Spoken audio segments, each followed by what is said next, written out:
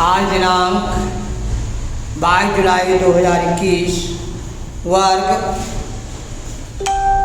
तृतीय विषय हिंदी अध्याय 11।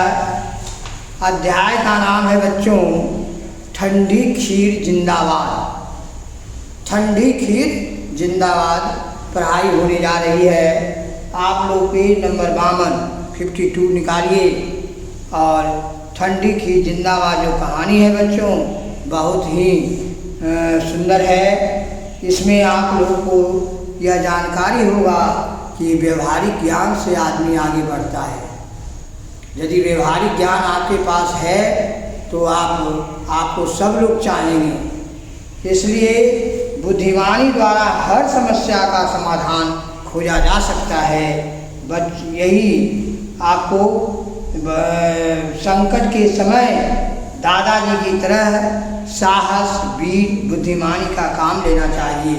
यह इस पाठ में यह दादा चौधरी जी जो है उनकी जो प्रेरणा मिलेगी उसको आप ग्रहण करेंगे। इसमें सबसे पहले आपको शब्दार्थ लिखा लिए हैं। शब्दार्थ आप लिख लीजिए कॉपी में और घर पर याद कीजिए। जैसे दाल में काला होना बच्चों, शक होना। आहट मतलब क्या होता है? किसी के चलने या बात करने आदि से पैदा हुई धीमी आवाज़। आश्चर्य माने अचंभा। सुरक्षित मतलब सुरक्षा किया गया। आप पेज नंबर बच्चों 55 निकालिए, उससे आप उतार लीजिए।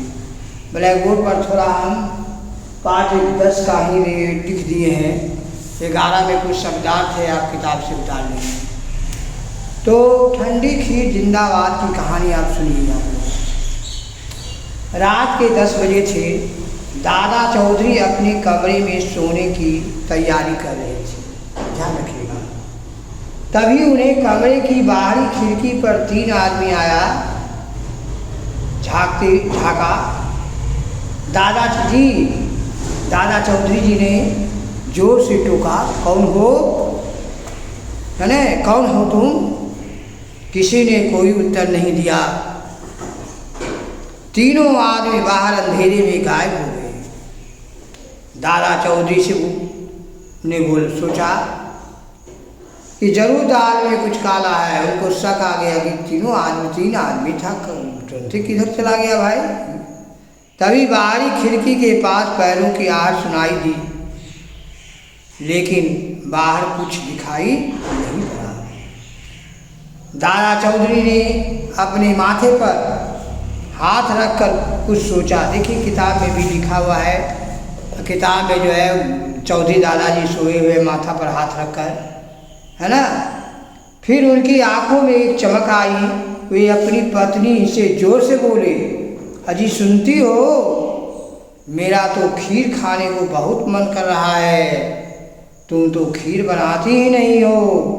आज मैं तुम्हें बहुत बढ़िया खीर बनाकर खिलाऊंगा। रात भर रखकर सवेरे सवेरे ठंडी ठंडी खीर खाएंगे। पत्नी को अपने पति की बात पर पहले तो बहुत आश्चर्य हुआ, पर वह शीघ्र ही समझ गई इसमें कुछ ना कुछ जरूर भेद है, कुछ जरूर दाल में काला है। दादा चौधरी रसोई में खीर बनाने में जुट गए।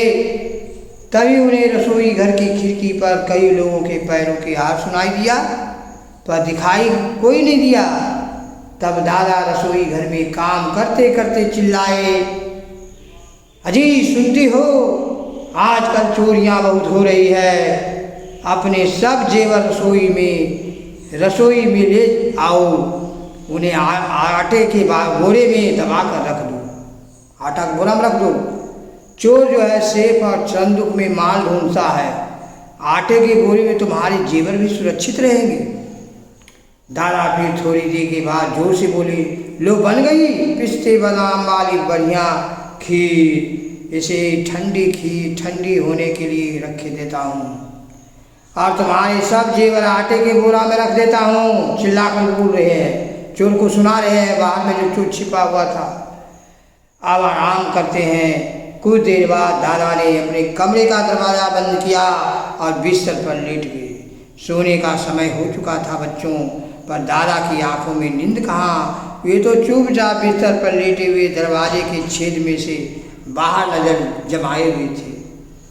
एक आदमी ने धीमी आवाज से दूसरे से कहा, चोर था सब तीनों। आज दादा चौधरी की सारी चतुराई रह गई। हमने दादा की सारी बातें सुन लिया हूँ। आटे के बोरे में जेवर छिपाकर बहुत चालाक बनता है। अब हमें क्या जरूरत है कि कमरे में घुसकर सेफ और संदूकों को तोड़ डालें।